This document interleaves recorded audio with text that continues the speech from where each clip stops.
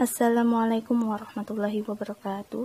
Kami kelompok 6 yaitu Andi Pancaryadi dan Mutiara Nurmalasari dari mata kuliah Kajian Barat membahas mengenai Theodor Noldek. Yang pertama yang perlu kita ketahui ialah masalah orientalis Islam sudah tentu yang menjadi bidikan utama para kaum orientalis ini ialah kajian terhadap Al-Quran. Sebagai kitab suci yang otentisitasnya luas di kalangan umat muslim, Al-Quran menjadi sasaran utama studi mereka. Salah satu tokoh orientalis yang mengkaji studi Al-Quran ini ialah Theodor Noldek, yang bahkan dapat mengungguli para pendahulunya. Kemunculan dirinya membawa arus besar bagi kajian studi Al-Quran, yang mana pemikirannya mendapat apresiasi yang berkepanjangan baik itu di barat maupun di timur. Nah, pertanyaannya ialah, siapakah Theodor Noldek ini?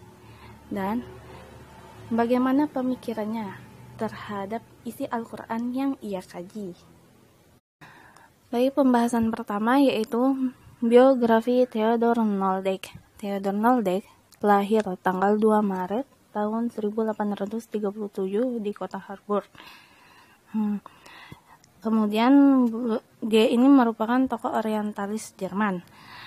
Nah, Noldek ini merupakan dedengkot dari tokoh-tokoh orientalis Jerman yang tidak ada bandingannya, karena benar-benar mencurahkan segala kemampuan intelektualnya bagi pengkajian ketimuran. Nah, selanjutnya pendidikannya. Ia memusatkan kajian sastra Yunani dan mendalami 3 bahasa Semit yaitu Arab, Suryani, dan Ibrani. Noldek termasuk ilmuwan yang berumur panjang, sekitar 94 tahun. Dengan usia yang panjang itu, dia menempati posisi tertinggi di antara para orientalis Jerman. Pendidikan pertamanya di kota Lingen di bawah arahan ayahnya dengan mempelajari sastra klasik Yunani dan Latin. Namun akhirnya dia tertarik pada kajian bahasa Semit. Alasan Noldek tertarik dengan bahasa Semit karena Noldek pernah dititipkan oleh ayahnya kepada Ewald, seorang pakar bahasa Semit. Nah, Ewald ini juga merupakan sahabat dari ayahnya. Kemudian Ewald mengarahkan Noldek agar terlebih dahulu menekuni 2 bahasa Semit yaitu Arab dan Persia beserta sastranya. Noldek belajar bahasa Suryani dari Ewald, bahasa Aramiah terutama kitab suci kepada Bertiau sebagai satu-satunya bahasa Aramiah yang dipelajari Noldek di universitas, sedangkan variasi dialek bahasa Aramiah yang lain dipelajarinya sendiri secara otodidak. Noldek ini meraih gelar sarjana tingkat pertama pada usia 21 tahun. Setelah itu, yang mengadakan berbagai penelitian di luar Jerman. Pertama, Noldek pergi ke Wina dan menetap di sana selama 1 tahun untuk mempelajari dan meneliti manuskrip-manuskrip yang tersimpan di perpustakaan Wina. Kemudian ia pindah ke Leiden dari musim dingin tahun 1857 hingga musim semi tahun 1858. Nah, tokoh orientalis yang berjumpa dengan Noldek yaitu Dozy, Gundel, dan Funan. Noldek juga berkenalan dengan tokoh orientalis muda Belanda yaitu Hwedong Engemann. Kemudian Noldek pergi menuju Goethe untuk meneliti manuskrip-manuskrip di sana selama 1 bulan pada tanggal 26 April tahun 1858 menuju Berlin untuk mengoleksi manuskrip-manuskrip dengan dibantu orientalis Jerman. Nah, selanjutnya pemikiran Theodor Noldek akan dibahas oleh teman saya. Sekian untuk pembahasan pertama. Saya Andi Pancaryadi akan melanjutkan presentasi dari saudari Mutiara Nurmalasari. Jadi tentang pemikiran Theodor Noldek. Awal mula Theodor Noldek memilih Al-Quran untuk dikaji ialah pada tahun 1857. Waktu itu Akademi Paris mengadakan sebuah proyek tentang A. Critical History of the Quran, dengan memberikan hadiah kepada para peneliti sejarah Al-Quran yang mengajukan hasil kajiannya. Kesempatan itu tidak disia-siakan oleh Noldek dan nyatanya dialah yang memenangkan kompetisi itu.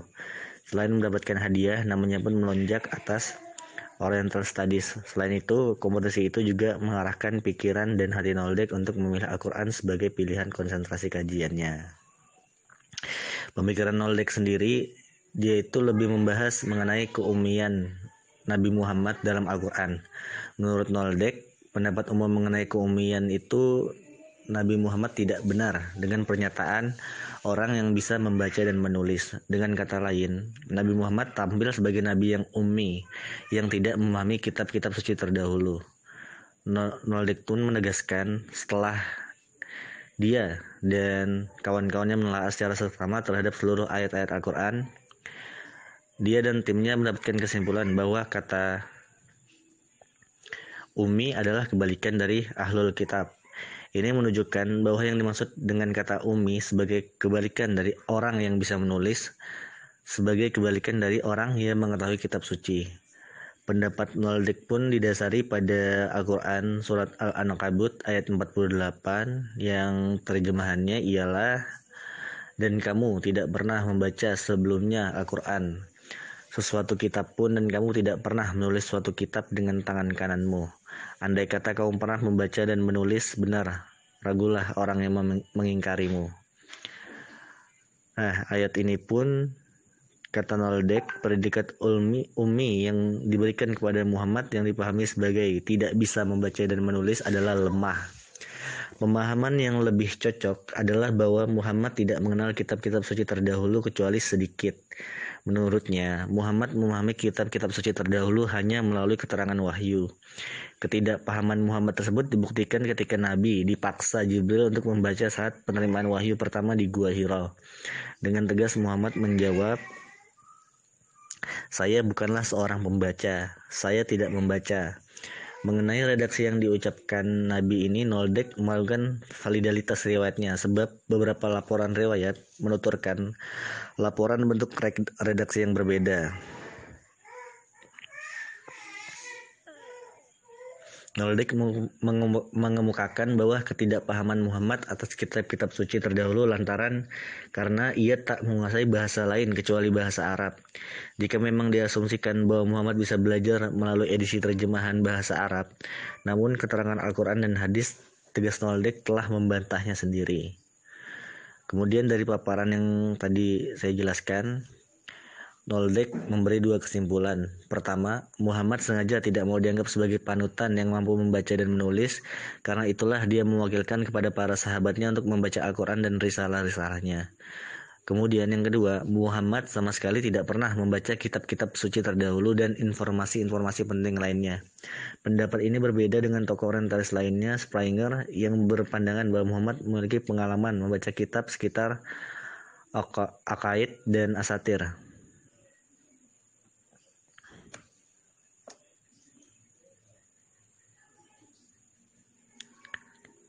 Jadi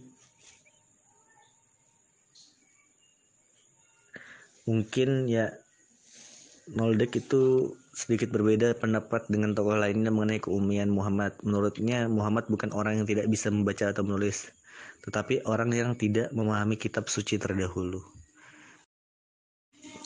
Jadi kesimpulannya, teori Noldek, dia merupakan dedengkot dari tokoh orientalis Jerman. Noldek termasuk ilmuwan yang berumur panjang dan menempati posisi tertinggi dari para tokoh orientalis Jerman.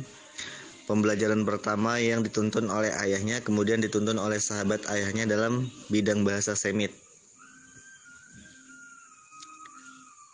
yang sudah disebutkan oleh Mutiara dan saya dalam bab pembahasan.